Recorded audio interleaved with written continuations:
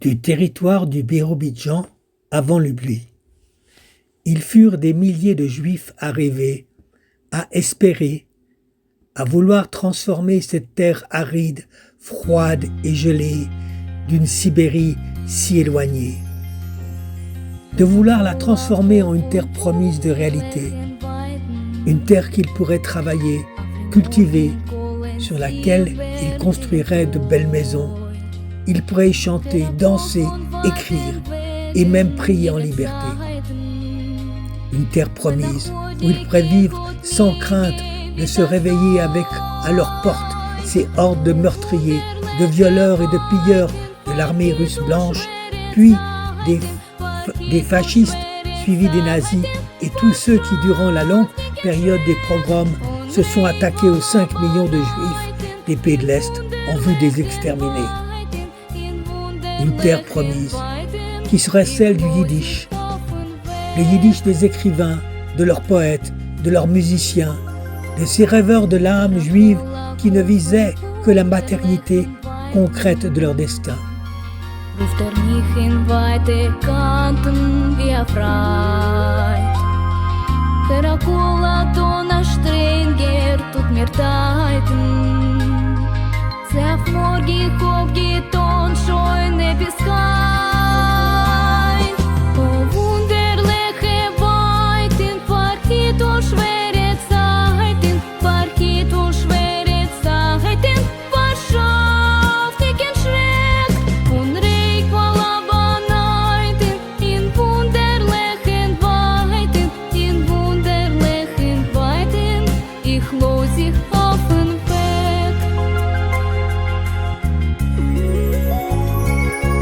Я клянусь, что стану чище и добрее, и в беде не брошу друга никогда.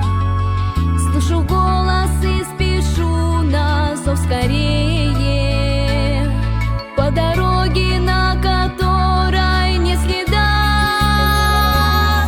Прекрасное далеко, не будь ко мне жестоко, не будь ко мне жестоко, жестоко не будь, а чистого Voilà. истока.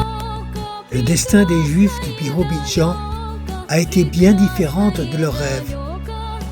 Avec la perversion schizophrène de Staline et du communisme durant la période de 1950, l'espérance s'est effritée d'année en année pour transformer cet État autonome juif en terre d'exil, en terre de larmes, en terre de désespérance. Le Birobidzhan a aujourd'hui plus de 90 ans. Il existe et est devenu verdoyant. Il n'en reste le souvenir que d'une carte postale.